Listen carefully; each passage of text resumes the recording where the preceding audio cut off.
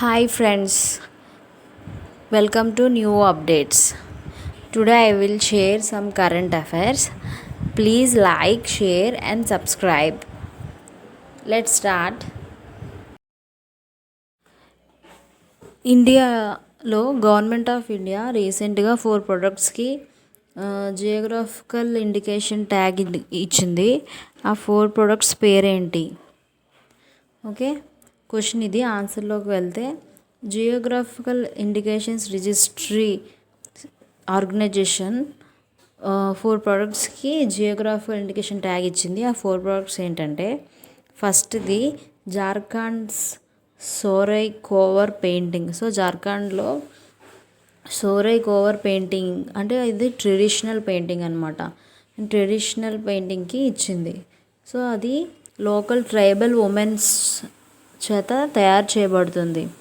So to make this locally naturally available soil of different colours found in the area of Hazaribagh district of Jharkhand is used. So జార్ఖండ్లో దొరికే కొన్ని రకాల సాయిల్స్తో ఈ painting అనేది తయారు చేస్తారు. సో అదేంటంటే, it is a dots, animal figures, plants often represent religious.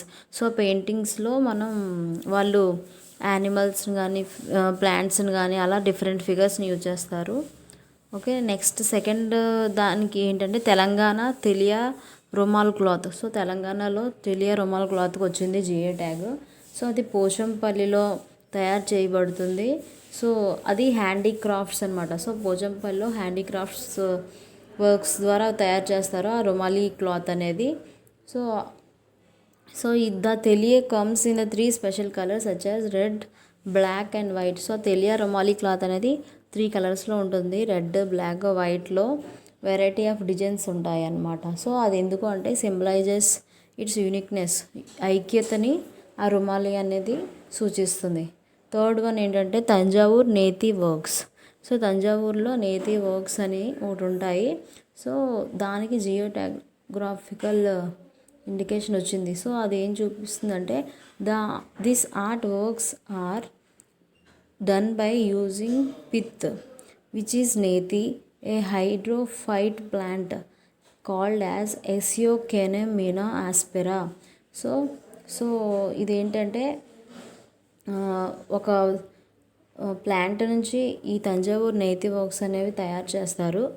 Okay, so the materials taken from the stem of the netti plant in the Pudukkottai lake. Pudukkottai lake నుంచి రా మెటీరియల్స్ అనేవి తీసుకుంటారనమాట. ఓకే, ఇంకా నెక్స్ట్ ఫోర్త్ వన్ ఏంటంటే so ఇలా మనకి కనిపిస్తాయి. So ఈ 4 వీటికి మనకి రావడం జరిగింది. సో ఫోర్త్ వన్ ఏంటంటే Arumbavur wood carvings. The Arumbavur wood కార్వింగ్స్కి వచ్చింది. The wooden sculpture made in the village Veppanthattai in Perambur district of Tamil Nadu. So తమిళనాడులోని పెరంబలూర్ డిస్ట్రిక్ట్లో ఉంది. So wood carvings, the wood carvings are made of wooden blocks of Indian siris. Okay, Indian siris, lingam tree, Indian ash tree, neem tree, rosewood. So ఇలాంటి plants కొన్ని use చేసి wood carvings తయారు చేస్తారు. Okay, ఈ 4 జియో ట్యాగ్ అనేది ఇవ్వడం జరిగింది. Next question ఏంటంటే,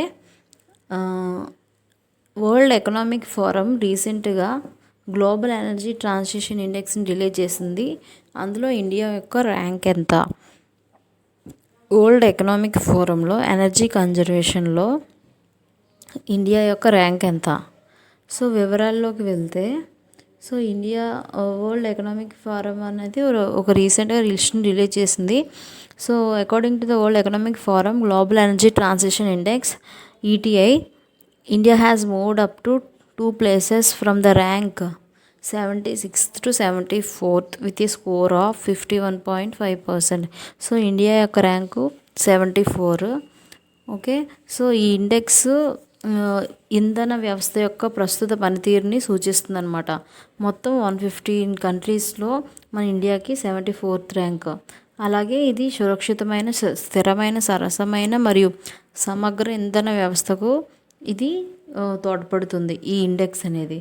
ఓకే, సో 2015 నుండి 2 పాయింట్లు మనకి ఇండియా పెరిగిందంటే ఇంప్రూవ్ అయింది. భారతదేశం యొక్క మెరుగుదల ఇంధన త్రిభుజం యొక్క 3 కోణాల్లో ఉంటాయి. సో ఆర్థికాభివృద్ధి మరియు ఇంధన వృద్ధి, ఇంధన ప్రాప్తి మరియు భద్రత, పర్యావరణ స్థిరత్వం ఇవన్నీ ఉపయోగపడతాయి అన్నమాట మనకి ఈ ఇండెక్స్ ద్వారా. ఓకే, సో ఇవన్నిటిని మనం తెలుసుకొనవచ్చు. నెక్స్ట్ క్వశ్చన్ ఏంటంటే, ఇండియాలో ఒక ఎయిర్పోర్ట్కి స్కై ట్రాక్స్ అవార్డు వచ్చింది. ఆ విమానాశ్రయం ఏంటి? సో ఇండియాలో ఒక ఎయిర్పోర్ట్కి స్కై ట్రాక్స్ అవార్డు వచ్చింది. ఆ విమానాశ్రయం పేరేంటి, అది ఎక్కడుంది? ఓకే, వివరాల్లోకి వెళ్తే కెంపెగౌడ అంతర్జాతీయ విమానాశ్రయం. సో కెంపెగౌడ అంతర్జాతీయ విమానాశ్రయం బెంగళూరులో ఉంది. దానికి స్కై ట్రాక్స్ అవార్డు అనేది వచ్చింది. భారతదేశంలో ఉత్తమ ప్రాంతీయ విమానాశ్రయం మరియు మధ్య ఆసియా ప్రపంచంలోనే టాప్ 100 విమానాశ్రయాలు జాబితాలో 68వ స్థానంలో ఉంది. ఈ విమానాశ్రయం సింగపూర్ చాంగి విమానాశ్రయం ఉందన్నమాట. సో ఎయిర్పోర్ట్ గేట్ దగ్గర బయలుదేరేటప్పుడు ప్రయాణికులకి ఏదైతే సేఫ్గా అనిపిస్తుందో, అలాగే చెక్-ఇన్స్ కానీ, బదిలీలు కానీ, షాపింగ్ భద్రత మరియు ఇమిగ్రేషన్ నుండి విమానాశ్రయ సేవ మరియు వాణిజ్య కీలక పనితీరు సూచికల్లో కస్టమర్ అనుభవాన్ని సర్వే విశ్లేషించింది. ఓకే, బెంగళూరు విమానాశ్రయం. నెక్స్ట్ క్వశ్చన్ ఏంటంటే, ఏ రాష్ట్రం యొక్క మంత్రి హోప్ అనే ఒక పోర్టల్ను ప్రారంభించారు? సో ఓకేనా, ఏ రాష్ట్ర ముఖ్యమంత్రి హోప్ అనే ఒక పోర్టల్ని ప్రారంభించారు?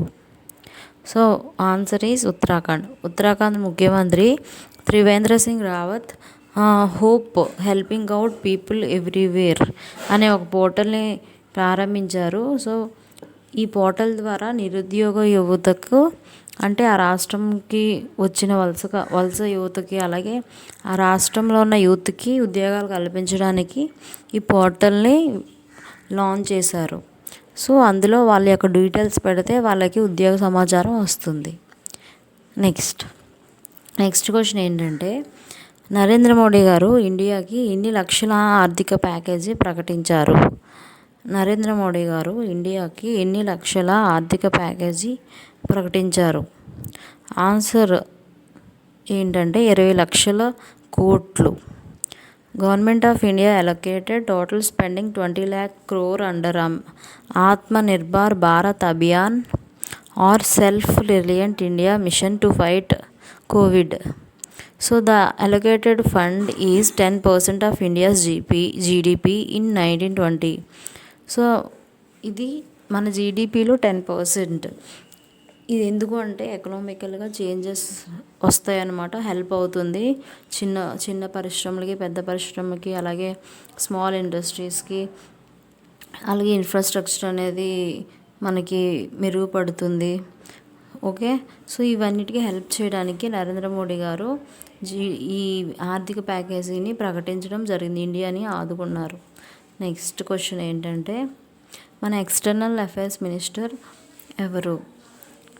సో ఆయన రీసెంట్గా ఏ మీటింగ్లో పాల్గొన్నారు? సో మన ఎక్స్టర్నల్ అఫైర్ మినిస్టర్ ఏ మీటింగ్లో పాల్గొన్నారు? సో ఆన్సర్ వచ్చేసి జైశంకర్. సో మన external affairs minister S Jaishankar participated in the virtual meeting of foreign minister of Shanghai Cooperation member countries on 13th May. Shanghai cooperation organization meeting అనేది every year జరుగుతుంది. So ఇందులో ఏంటంటే వివిధ దేశాలతో మన మన ఎక్స్టర్నల్ అఫైర్ మినిస్టర్ అనేవాళ్ళు చర్చించడం జరుగుతుంది. So they discussed the upcoming 75th anniversary of the victory in the world war II and 75th anniversary of united nations. Okay, దీనికి ప్రాతినిధ్యం ఎవరు వహించారంటే రష్యా ప్రెసిడెన్సీ ప్రాతినిధ్యం వహించారనమాట. So they also discussed SCO summit in St. Petersburg and other events as part of Russia's SCO presidency that is scheduled to be held on 9-10 June. Next question. ఏ రాష్ట్రం Jal Jeevan machine కింద కొలాయి connections అందరికీ ఇవ్వాలని నిశ్చయించింది? ఏ రాష్ట్రం Jal Jeevan machine కింద కొలాయి connections అంటే tap connections ఇవ్వాలని నిర్ణయించింది? Answer వచ్చేసి Jammu and Kashmir. Okay, so Jammu and Kashmir December 2022 కల్లా ట్యాప్ కనెక్షన్స్ ఇవ్వాలని నిర్ణయించింది. సో జల్ జీవన్ మిషన్ అనేది ఈ అందరికీ కనెక్షన్స్ అంటే డ్రింకింగ్ వాటర్ ఫెసిలిటీ తగినంతగా ఇవ్వాలని దీని యొక్క ఎయిమ్ అనమాట. ఓకేనా, సో ఇది ఏంటంటే department of drinking water sanitation కింద ఇది జరుగుతుంది. నెక్స్ట్, గుజరాత్కు చెందిన మాక్ పవర్ PPE కిట్ల కోసం స్వదేశీ